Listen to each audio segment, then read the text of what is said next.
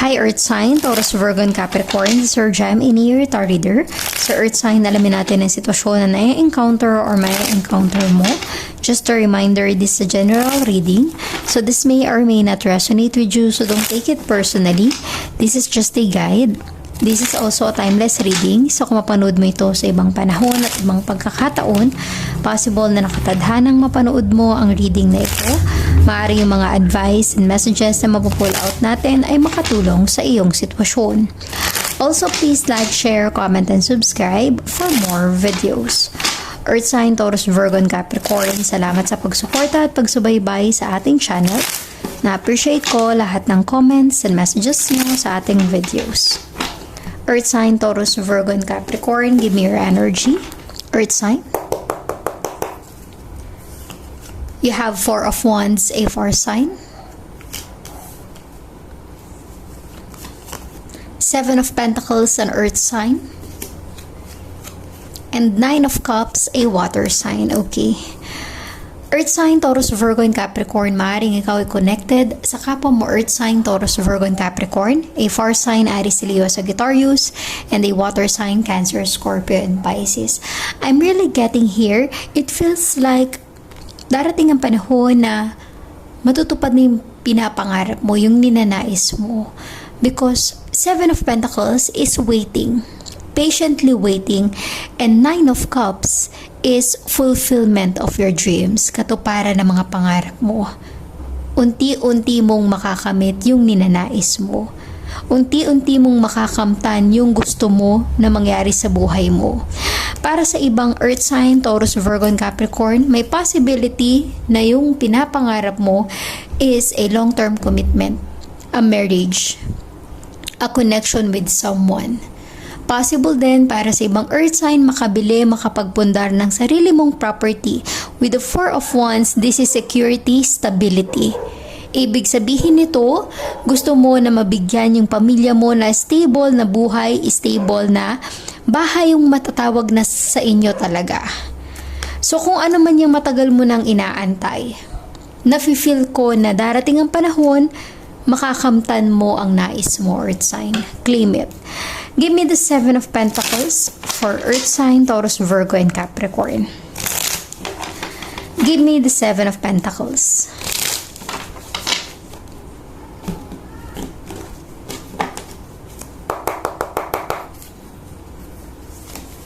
You have a Wheel of Fortune. Diba? Pagbabago ng buhay mo, cycle ng buhay mo. Nararamdaman ko, earth sign, na maaaring may mga pinagdaanan ka sa sitwasyon mo ngayon na hindi naging maganda. Kumbaga, rocky road, ang daming problema, may mga challenges. Pero, tiwala ka na someday, may mababago sa buhay mo. Kaya you are patiently waiting na mabago ang iyong sitwasyon. Wheel of Fortune is parang gulong ng palad. Hindi ka forever na nasa ilalim. Magkakaroon ng pagkakataon na mabago ang iyong sitwasyon. Depende sa action mo, 'di ba? Huwag lang waiting for something. You have to do something. You have to take action to change your situation. But definitely may mangyayaring pagbabago, Wheel of Fortune. And it feels like this is a good opportunity para sa'yo. This is a good fortune. A kind of positive energy. Kasi you have fulfillment of your dreams. Ibig sabihin yan, kung may pinagdadaanan ka mga problema sa ngayon, iikot ang tadhana mo. Wheel of Fortune. And it feels like katuparan ng mga ninanais mo sa buhay ay unti-unti mong makakamit. Dahil walang imposible kung ikaw ay may tiwala. Give me the Four of Wands in your energy. Earth sign, Taurus, Virgo, and Capricorn, give me the Four of Wands for your energy.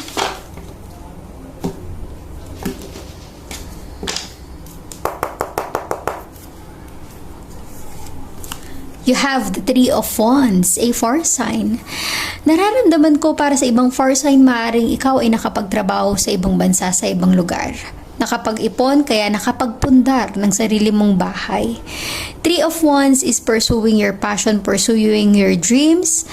Sumugal at nagtrabaho sa ibang lugar, napalayo sa pamilya, 'Di ba? Na homesick ka pero kinaya mo na makasurvive, kinaya mo para mabigyan sila ng magandang buhay.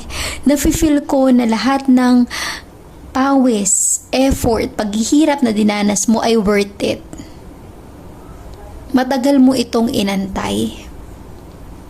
Deserve mo to have a better life kasi pinagtiisan mo to eh. Kumbaga, pinaghirapan mo ito. Nag-effort ka. Nararamdaman ko na kung ano man yung inaantay mo noon ay unti-unti mo nang nakakamit dahil sa tiyaga na meron ka, earth sign. Nararamdaman ko yung pagsusumikap mo para lang mabigyan ng magandang buhay ang pamilya mo. 3 to 4. Ibig sabihin yan, improvement sa buhay mo. Improvement sa sitwasyon mo. Kaya nga, may mababago sa iyong buhay. Maaring ang iba sa inyo earth sign maraming pagkakautang. 'Di ba? Maaring ikaw pa ay nakapag-loan sa ibang bangko. Maraming pinagkakautangan. Pero dahil sa chance mo na makapagtrabaho sa ibang lugar, sa ibang bansa, maaring kumbaga na-resolve na lahat ng utang, nabayaran nyo na. That's why nakapagpundar ka ng sarili mong property dahil yan sa pagsusumikap mo. Let us see the 9 of Cups in your energy. Earth sign, Taurus, Virgo, and Capricorn. Give me the 9 of Cups in your energy.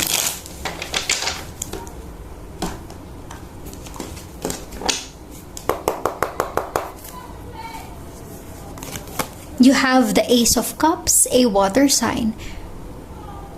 Maaaring ikaw involved with a water sign, Cancer, Scorpio, and Pisces.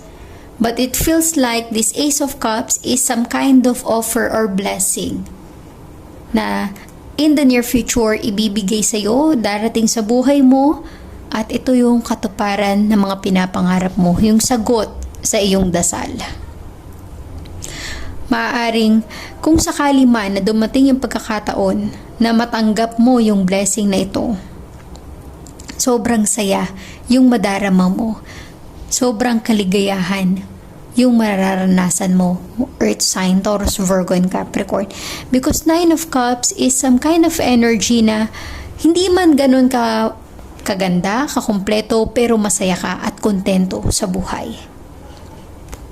Hindi ka man ganun kayaman, ang importante, there's a contentment sa iyong buhay. Let us get more energies for earth sign, Taurus, Virgo, and Capricorn.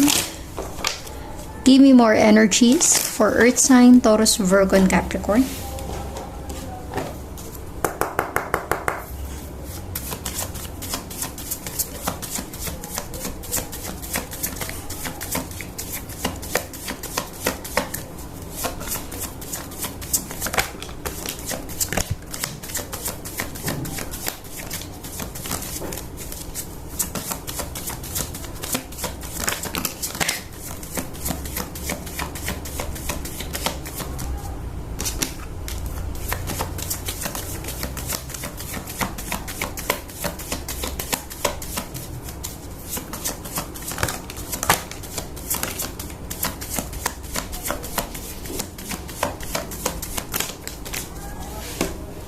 Okay. Let us see your energy, earth sign, Taurus, Virgo, and Capricorn. You have here high honor, di ba? Kumbaga, unti-unting marirecognize yung effort, yung pagsusumikap mo sa buhay. Kaya ka merong nararating dahil nag-invest ka, nag-effort ka, pinaghirapan mo, pinagsumikapan mo. Kaya malayo ang iyong nararating. You have official person. Maaring ang iba sa inyo ay na-promote sa trabaho. Resonate as it is. Possible na ikaw ay connected with someone na official, may katungkulan. Kumbaga, mataas ang katungkulan sa trabaho. Poverty, kahirapan. Nafe-feel ko na may dinanas kang kahirapan sa buhay kaya ikaw ay nagsumikap para makaalis sa poverty or kahirapan sa iyong sitwasyon. You have change. You really want to change the situation. You want to give your family a better life. Kaya ka nag-effort, kaya ka nagtrabaho para sa kanila. You have a wealthy man. Maaaring this is your energy. Unti-unting gumiginawa ang iyong buhay. Maaari ring ikaw ay connected with someone na may kaya or mayaman. Message of concern. Be ready. You will receive a message. You have occupation about your work. And you have pathway. New beginning and new opportunity. So kung ano man yung paparating sa buhay mo, Earth sign, Taurus, Virgo, and Capricorn, claim it as a blessing.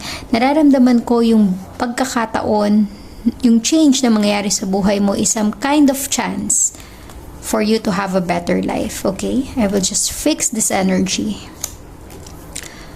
Okay, let us see.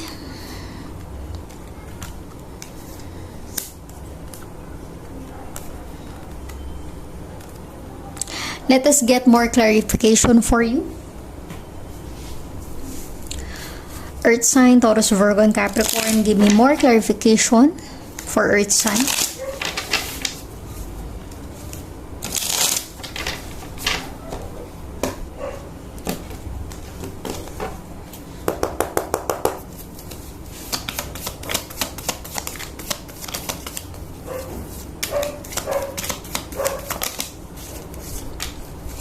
Okay. Let us see Earth sign, Taurus, Virgo, and Capricorn. You have here again Seven of Pentacles and Earth sign. Patiently waiting. Diba? You are waiting for the right opportunity.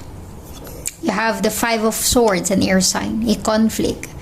Message of concern, maaaring nagkakaroon ka ng problema sa mga katrabaho mo.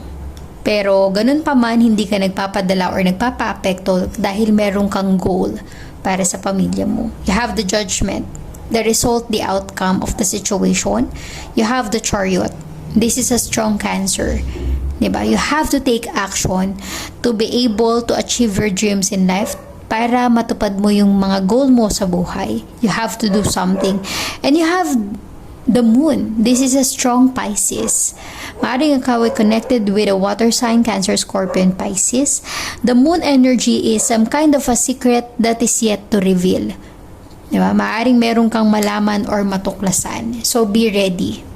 Kung ano man yung message of concern na darating sa buhay mo. Let us get more message for Earth sign, Taurus, Virgo, and Capricorn.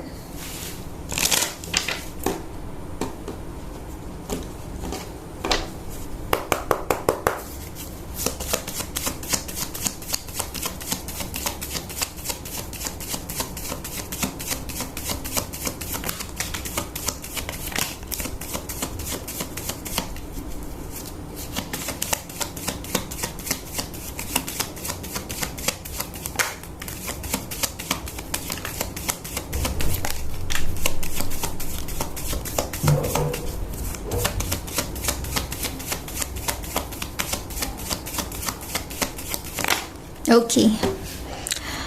Earth sign you have here. Let us see your energy. You have the Dragonfly. Be light-hearted, finding out things come to light, adapt, change, and heal.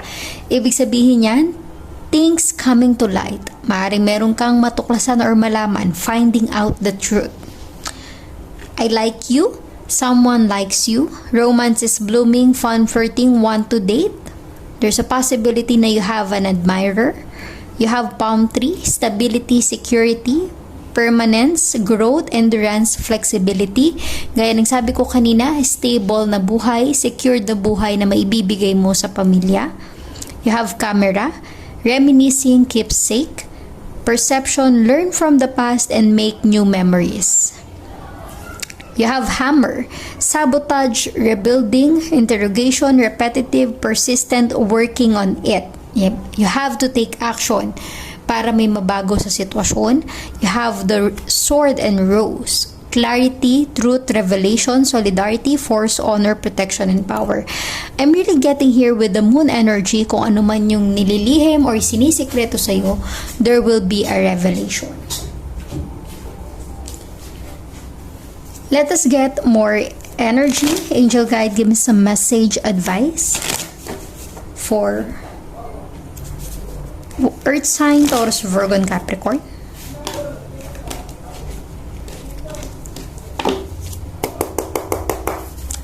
Angel guide, give me some message, advice for Earth sign, Taurus, Virgo, and Capricorn.